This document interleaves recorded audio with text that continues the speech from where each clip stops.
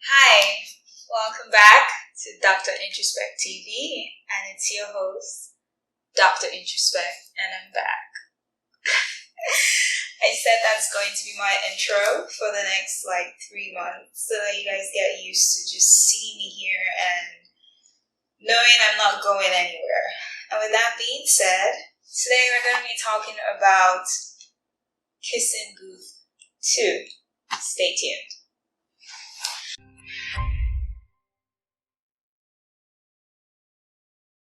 Alright, so as usual, I'm going to be looking down at my trusty notes. And if you see me looking down, that's what I'm going to be looking at. And just to make some disclaimers out there, I did a poll on what to shoot today, and it was supposed to be between Hamilton and Fatal Affair. And I have seen Fatal Affair. I have my notes down, and if you guys want to see it, all you have to do is just give me a shout in the comments, and I will have it for you. Now at Hamilton, I attempted to see Hamilton, and I bailed, unfortunately. And no, it's not because it's not a good movie, alright? What happened was, there was too much singing. Don't get me wrong, I love my musicals. And Greatest Showman is one of my favorites till date. However, there was just so much singing and rapping, which was dope as hell, but there was no break. So that meant that you had to be paying attention to every single thing. You had to be paying attention to everything. You just break focus for 1 second and you miss it all. And I was breaking focus. So I had to go and find something else. And that led me to the movie we're talking about today, Kissing Booth 2. So just so you know, I haven't seen Kissing Booth 1. I haven't seen it. And I have a family member that actually told me the 2 is better. And the movie producers and directors did a good job with laying some foundations on the background of 1. So you didn't really have to see it, and you didn't really feel like you were missing out when you were watching Kissing Booth 2. So it was very easy to follow. And I have to say, it was a good feel-good movie. Just your normal homecoming, rom-com high school setting type of film. And I have to say, for the first time, it was refreshing to just see high schoolers be high schoolers. You know, they're not trying to save the world in Riverdale. So you see Riverdale or some other Netflix type shows or movies, Sabrina and whatnot, and it's like teenagers are just doing a whole lot more than real life adults. Come on, just go to school, see a movie, worry about extracurricular and what school you're getting into in the fall, and call it a day. And of course, hey, a little eye candy never hurt nobody, Alright, so in this meme right here,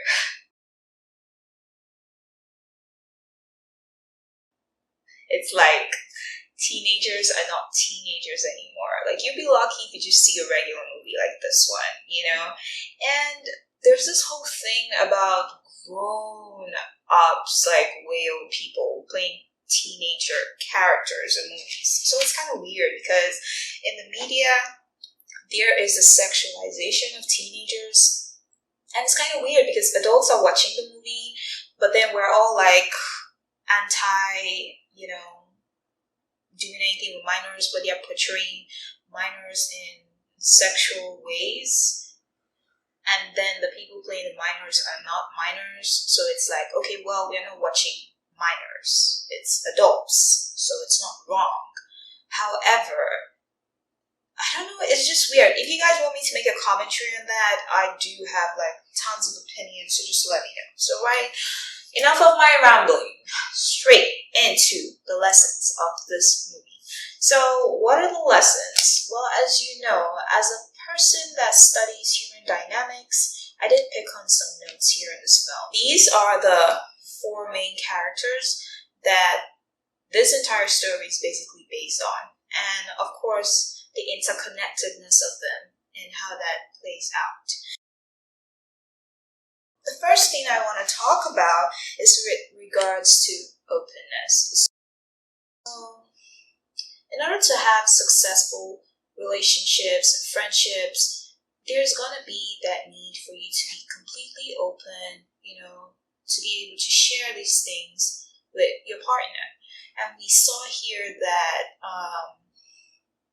Elle and her boyfriend, Noah, were not very open with each other, all right? And when you're not very open and you're not really sharing, that can lead to things like mistrust, which is the second thing, that is the second theme in this movie. And this trust component is so essential. All these four things I'm talking about today, we've seen them in our lives, in our friends' lives, in movies, and you think that by now we should have a hang up on it. We should have it locked down, loaded, and know what to do and what we're doing.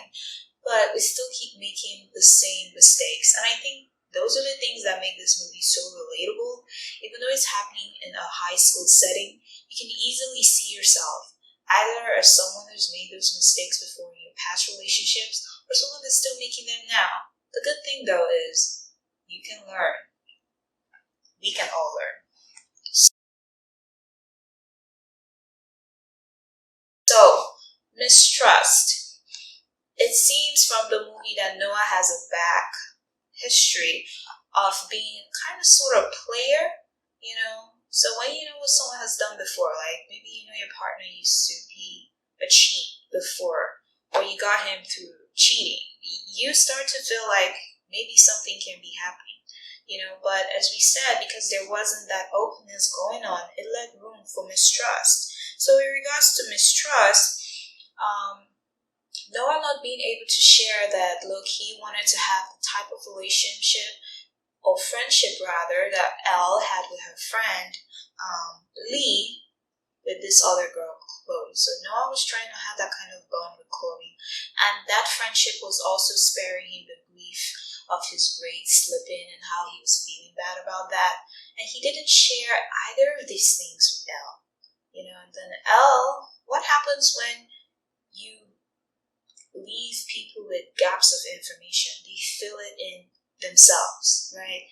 So Elle just makes up this whole story in her mind about how Noah is over there, far away, on the other side of, the country, moving around with this hot girl called Chloe, and things are happening and he's probably lying, It also doesn't help that he actually started to lie.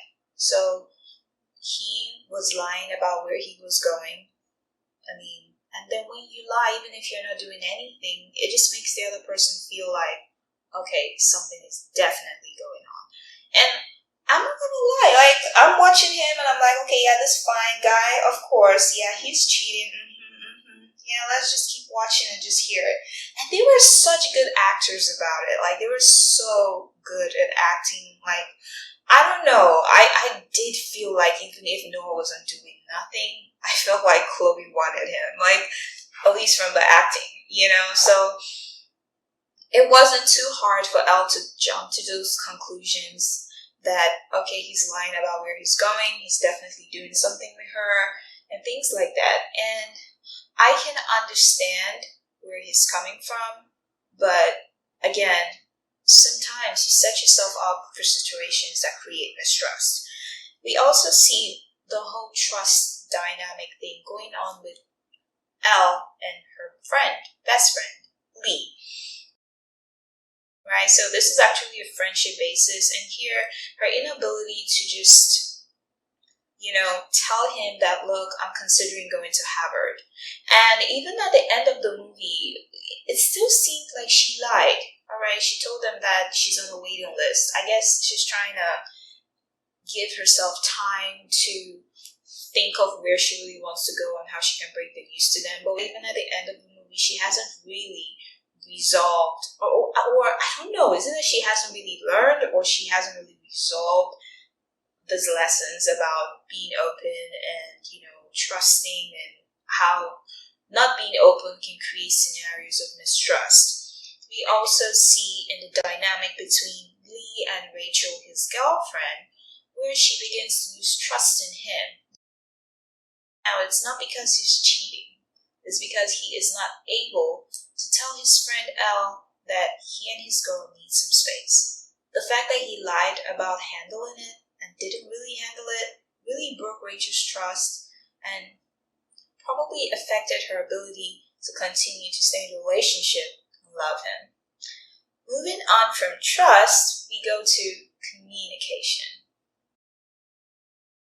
Now, with communication, it's like this whole thing is just connected. Now, it's very hard for you to talk about communication in this kind of, relationship, friendship dynamic without talking about vulnerability. Now, with vulnerability, you need to feel safe. You need to feel safe to be able to unburden and share what you want to share with the other person. But then again, creating a safe space is the responsibility of the parties involved in the relationship, So here, with regards to Noah and Elle and how he was keeping these secrets about his performance in school and how he was sad and unhappy and all of that stuff. I mean, they're already in a relationship, right? I don't know how long, but you would assume in those terms, they have spent some time creating a foundation for where they can be open and share this kind of things. I mean, like, what are you guys doing? What, going to movies and watching popcorn? This is what you're supposed to be doing when you're in a relationship. Creating safe spaces for you guys to be vulnerable and be able to unburden. So I don't like to go down the blame game and say, okay, it's this person's fault, that she's like this, or he's like this, or he's like that. Like, when he said he didn't want to tell her about where he was going because he didn't want her to feel jealous about Chloe, I mean, you can understand that, and then you almost want to feel like, okay, it's her fault that maybe she's jealous, but no. It's the responsibility of the two people to create that kind of space for where he knows that no matter what, no matter how ugly, no matter what, I can come to you and I can tell you, and that she can create a space to be able to listen. So we can see how ineffective communication or lack thereof can really lead to breakdown of relationships. Now, with regards to communication between Lee and Elle that was on a friendship basis, you can see that, of course, her inability to be open and then not trusting him to share this obviously led to a communication breakdown. Towards the end of the movie, and you're seeing them having this round table Thanksgiving meal, it's very apparent that, okay, there's just so much miscommunication, just misunderstanding. It was just like a whole fiasco. The friendships, the relationships, everything is being ruined. And I also picked on a note of insecurity. With Elle, I don't know what she was like in the part 1. When the part 2, it doesn't seem like she has any issues with self-confidence. She doesn't compare herself to like other females, so she is secure. However, we know as females and even males, if you've been in relationships, you know how it is when you start like having doubts and you start feeling suspicious, and that can feed into insecurity. And that's why we see her comparing herself with Chloe. You should not be comparing yourself with anyone, period. And we've all done that. We grow out of it. You realize that your partner is with you for a reason. As long as people are being genuine, if your partner wanted to be with that other girl, he would be. If he's not there, that's not where he wants to be. He's with you, or she's with you, and that's where she wants to be. And we can see that with mistrust, lack of communication, or, no openness, it can be a slippery slope to insecurity, and then you start snooping. And we've all done that. We've been that guy, we've been that girl. You went and you were looking for something and you found something. And I'm someone that says, you shouldn't blame the person for finding something. There shouldn't be anything to find, But the reason why people go searching often is because there's already a problem. Searching is not the problem, it's a symptom of something else. If you start having doubts in your relationship, of your position or your friendship, you need to be able to take that thing you're feeling to your partner and table it down and have a conversation about it. And if they love you enough, you guys can address it. He can explain, or she can explain, if there's something she's doing that's creating those feelings of insecurity, and address it. If someone loves you, they will. And then if you guys realize that it has nothing to do with them, it's something to do with you, then you have to work on your own self-esteem. But obviously, talking about it is never a bad idea. The only time you don't want to talk about something, the only time communication is not on the table, is when you know you're done with that friendship or relationship. Then you know there's nothing to salvage. But if you're just keeping it inside, the only person you're torturing and ruining is yourself. That's if you still want the relationship. So, from communication, where do we go? We go to codependency. So, I admire Elle and Lee's friendship. I would love to have a guy or girl I'm that chill and close with, and that'd be cool. However, you can see that with codependency, she is like a gum under your shoe that just will not leave. Like it's almost like she doesn't understand boundaries. They both don't understand boundaries. Like, I'm your friend, I'm here, I ride or die for you. However, this is where you end and this is where I begin. And it doesn't seem like they have that lockdown. So I'm saying a lesson there is you need to understand boundaries. And boundaries is not necessarily a bad thing. You just need to know, like, okay, if they had that lockdown, Lee would not be having the problems he was having with his old girlfriend, Rachel. And she was just having it up to here. Like, and I'm like, it was ironic. Because it seemed like Elle was doing to Rachel what Chloe was doing to Elle, but Elle could not see it, and that is just remarkable. Because in life, we are so consumed by ourselves, our problems, our issues, everything. We cannot see how we're affecting the other people around us, and oftentimes, the same thing we think that we're mad about in someone else is what we're doing to someone else. So, you can imagine the grief she felt when she realized that, oh my gosh, I am totally just the problem here between these two people, But then Lee also has the responsibility. Of course, he has that codependency problem as well. He should be able to recognize that, look, I have a relationship, I have a responsibility to do that, and I have to, know how I am not only balancing my friendship or my relationship, but I know the boundaries of those so they don't encroach. You shouldn't love someone so much that you suffer, and you always have to say no to yourself for that person.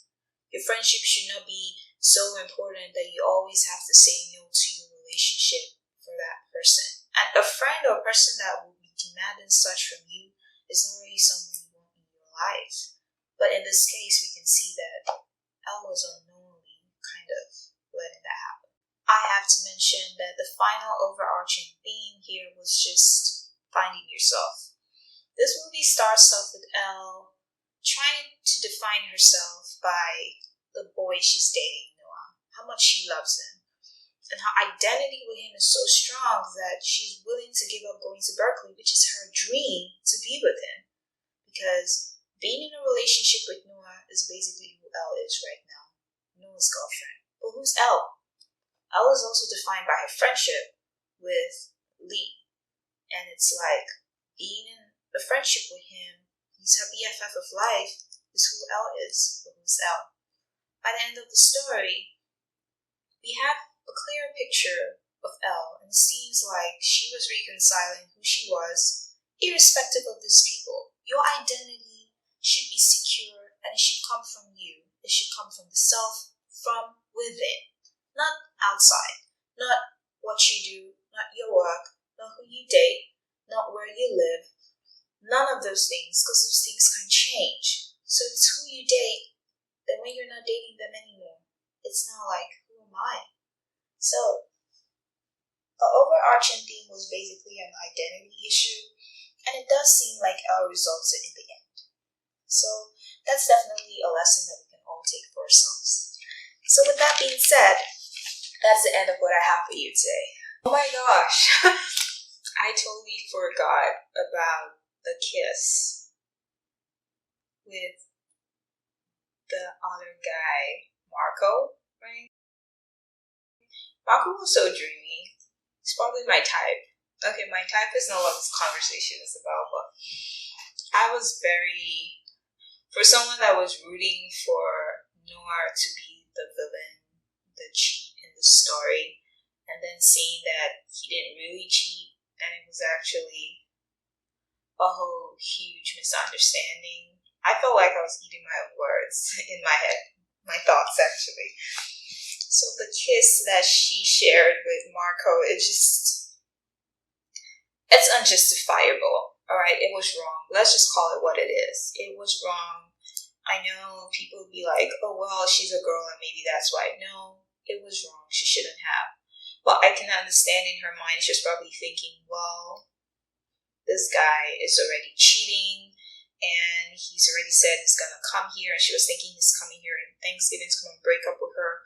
But there's always a right way to do things. And we know the right thing. And sometimes we're just like, whatever. But we can always do the right thing, right? She could have broken it off with him if she was at that place and then moved on with this new guy. But, well, the way the story was set, that's not what happened. But we can all learn and we can all do better for next time. It does seem though like there might be a Kissing Booth 3. Yes, it seems like there might be a Kissing Booth 3. And I don't know, as great as the relationship is with this guy Noah, it seems like there might be something there for Marco. And maybe we might get to see that in 3. Like, it just seems like there's something there. I don't know. I really don't know, but yeah. Am I rooting for a 3? If they can bring their game and just create a great follow-up story, why not?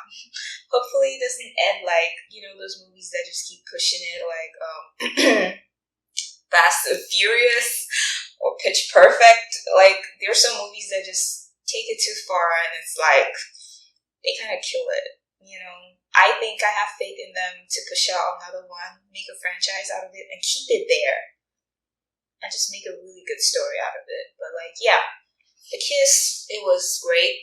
The kissing scenes here were great. Like, those romantic scenes, and I don't like romantic movies, but I didn't mind. I didn't mind it at all. Like, the kissing scenes it should be nominated for one of those teen choice things. So, yeah. Now, if you guys have any thoughts on this video, if you guys have any suggestions on what you'd like to see next, if you guys have any other lessons you thought you picked up from this movie, put it in the comment below. And please don't forget to like, comment, subscribe, and share this video. And until the next one, I'll see you. Bye.